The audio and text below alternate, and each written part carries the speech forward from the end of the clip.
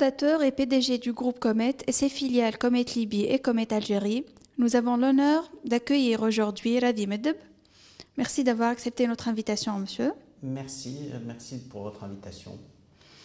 Quels sont, d'après vous, les 3 dossiers les plus brûlants de la rentrée? Avant de parler des 3 dossiers les plus brûlants de la rentrée, je voudrais rapidement présenter ce qui me semble être la situation politique, économique, sociale et sécuritaire du pays. En peu de mots, presque un an après les élections présidentielles et législatives, l'attente était extrêmement forte de la part de l'ensemble des populations pour qu'un changement profond puisse intervenir dans la vie de chacun. Et que chacun puisse recueillir les fruits de ce qu'a été la révolution tunisienne il y a 5 ans, de ce qu'a été le processus démocratique initié depuis. Or, rien ne semble avoir changé, du moins dans le bon sens. La situation économique, la situation sociale, la situation sécuritaire se sont dégradées depuis. Les attentes étaient fortes, la situation est compliquée, à la fois au niveau de l'environnement proche et international, mais les choses ne semblent pas évoluer. Les décisions ne semblent pas devoir être prises. Le président de la République avait annoncé dans son discours à la nation le 20 mars 2015 que le pays n'avait pas d'autre choix que de celui de s'engager dans des réformes structurelles et multiples. Or, depuis, on n'a pas vu l'ombre de ces réformes. Le pays semble manquer d'orientation, de projet. Et c'est la raison pour laquelle la situation semble difficile. Alors, à partir de là, quels sont les 3 dossiers brûlants de la rentrée?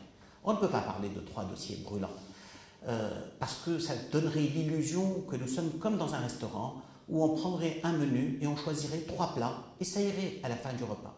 Non, le pays a besoin de signaux forts aujourd'hui. Je vois des actions dans 3 directions différentes. Premièrement, il faut donner un message politique à la nation. Un message politique qui soit fort, lisible et clair de tous et qui puisse mobiliser la nation autour de ces questions fondamentales. Aujourd'hui, 2 questions sont fondamentales pour le pays.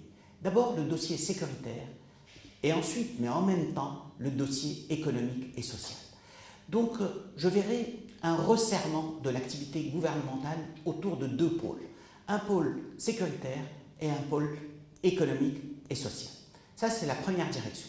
La deuxième direction, il est important de mobiliser toutes les forces vives de la nation parce que le pays a besoin de toutes ses compétences, de toutes ses capacités, hommes, femmes, jeunes, moins jeunes, du nord, du sud, de l'intérieur du pays ou de la diaspora.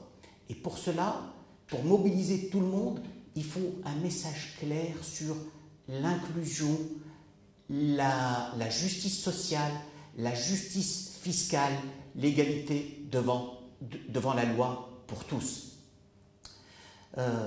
Et enfin, il faut s'engager résolument dans les réformes. Les réformes sont multiples, elles sont nombreuses, elles ne sont pas nécessairement connues. Il faut que les réformes habitent et hantent nos responsables.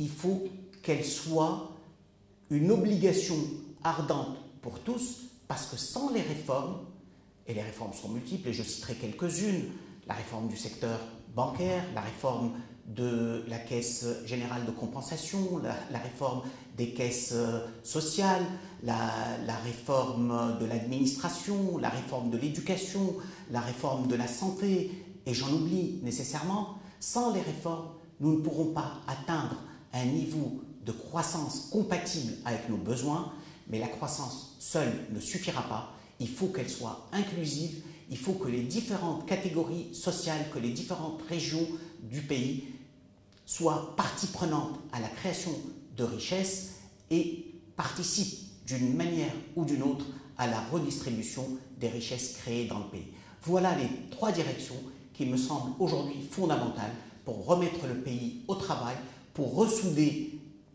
l'ensemble de la nation, pour recréer de la cohésion sociale et pour orienter le pays résolument sur les 3 valeurs que je défends et que je rappelle sans cesse, qui sont les valeurs de la modernité, de la solidarité et de la performance.